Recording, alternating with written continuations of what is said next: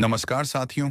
पिछली वीडियो में हमने कई जटिल और महत्वपूर्ण विषयों पर चर्चा की थी, जैसे व्यवस्था क्या होती है, नई विश्व व्यवस्था, न्यू वर्ल्ड ऑर्डर का असली अर्थ क्या है, और हमने नव उपनिवेशवाद और साम्राज्यवाद के बारे में भी गहराई से जाना। इसके अलावा हमने नई विश्व व्यवस्था के असर और नुकसान को समझा और साथ ही अपनी पुरातन संस्कृति की भी चर्चा की।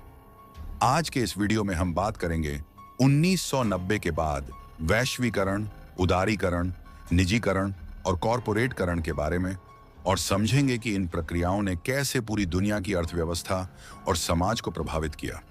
हम जानेंगे कि इन बदलावों के क्या सकारात्मक और नकारात्मक प्रभाव रहे हैं। तो बने रहिए हमारे साथ और जानिए और भी दिलचस्प और विचारशील तथ्य।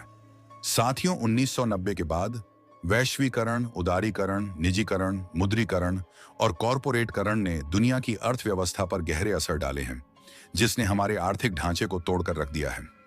आप अनुमान नहीं लगा सकते कि किस प्रकार से भारत को बर्बाद करने के लिए 1492 के पेपल बुल के बाद से ही भारत को अलग अलग समय पर अलग अलग आक्रांताओं ने जितना लूटा, उसका अंदाजा लगाना समझ की कल्पना से परे है। खैर, ये वैश्वीकरण, उदारीकरण, निजीकरण भी उसी का हिस्सा है। पीछे की वीडियो में वैश्वीकरण, उदारीकरण, निजीकरण का सच जान चुके हैं। अब आप इसके नुकसान देखिए। उदारीकरण, वैश्वीकरण, निजीकरण, मुद्रीकरण और कॉरपोरेटकरण के कारण दुनिया में पूंजी का और करेंसी का प्रवाह अंधाधुंध बढ़ा।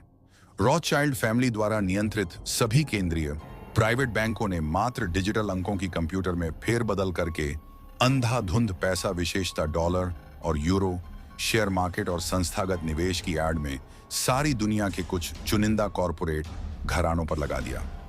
इससे मात्र 10 वर्ष के अंदर में ही पूरे के पूरे देशों पर चंद नेता कॉरपोरेट घरानों का एकाधिकार हो गया। इसका असर यह हुआ कि मात्र 20 साल के अंदर ही पूरी दुनिया की जीडीपी में 90% का उछाल आया। 1990 में पूरी दुनिया की जीडीपी 47 ट्रिलियन डॉलर थी, जो 2008 में बढ़कर 84.50 ट्रिलियन डॉलर हो गई और 2022 में लगभग 94.6 ट्रिलियन डॉलर हो गई है। इसी दौरान उदारीकरण, वैश्वीकरण, निजीकरण, विनिवेश के घोड़े पर सवार होकर भारत की जीडीपी 1990 में 326.6 बिलियन डॉलर से बढ़कर 2001 में 493.93 बिलियन डॉलर पहुंच गई और 2008 में 1.02 ट्रिलियन डॉलर, 2014 में 2.03 ट्रिलियन डॉलर हो गई, 2021 में 3.04 ट्रिलियन डॉलर और 2022 में 3.5 ट्रिलियन डॉलर हो जाने का अनुमान है। इस तरह पिछले 30 वर्षों में जहां विश्व की अर्थव्यवस्था में 100% बढ़ोतरी हुई है, वहीं 2022 में विश्व की अर्थव्यवस्था में 3.5 ट्रिलियन डॉलर हो जाने का अनुमान है। भारत की अर्थव्यवस्था लगभग 10 गुनी हो गई है। आज भारत दुनिया की चौथी सबसे बड़ी अर्थव्यवस्था है। इसी दौर में भारत की 72% गांव में रहने वाले जनसंख्या अब शहरों की ओर पलायन करने लगी। अब भारत में 47% प्रजा शहरों में आकर बस गई है। भारत के ग्रामीण देश से शहरी आबादी वाले देश में परिवर्तित हो गया है। भारत के गांव अब उत्पादन समृद्धि का केंद्र ना रहकर मजदूर सप्लाई करने का केंद्र मात्र रह गए हैं। इसी दौरान 1990 में चीन की अर्थव्यवस्था 494 अरब डॉलर थी, जो 32 वर्षों में बढ़कर 17.6 ट्रिलियन डॉलर हो गई है। आज चीन दुनिया की यूएसए के बाद दूसरी सबसे बड़ी अर्थव्यवस्था है और अगले 5 वर्ष में चीन दुनिया की सबसे बड़ी अर्थव्यवस्था हो जाएगा। भारत और चीन की यह आर्थिक तरक्की दुनिया के श्वेत उपनिवेशी सत्ताधारियों के लिए सबसे बड़ी सिरदर्द और चुनौती का विषय है। जीडीपी की दृष्टि से देखें तो भारत ने पिछले 32 साल में 10 गुना से भी अधिक प्रगति की हुई दिखाई देती है। परंतु इस प्रगति को अगर सूक्ष्मता से देखें तो इस प्रगति का 77% हिस्सा केवल 10 बड़े औद्योगिक घरानों, जिसमें अडानी, अंबानी, टाटा, महिंद्रा आदि शामिल है, के हाथों में सीमित है। 90% भारतीय जनता को मात्र 5% ही तरक्की का लाभ मिला है।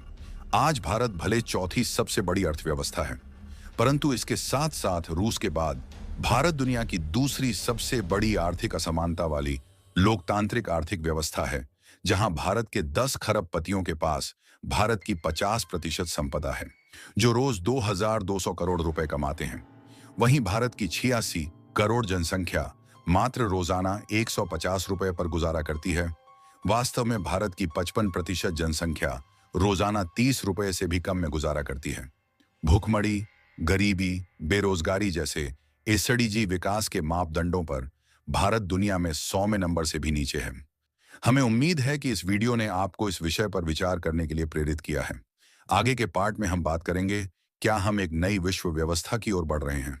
कुछ लोग कहते हैं कि लेकिन क्या यह सच है? ऐसे संकेत हैं कि लेकिन इसका मतलब क्या है? यह एक ऐसी कहानी है जो आपको सोचने पर मजबूर कर देगी।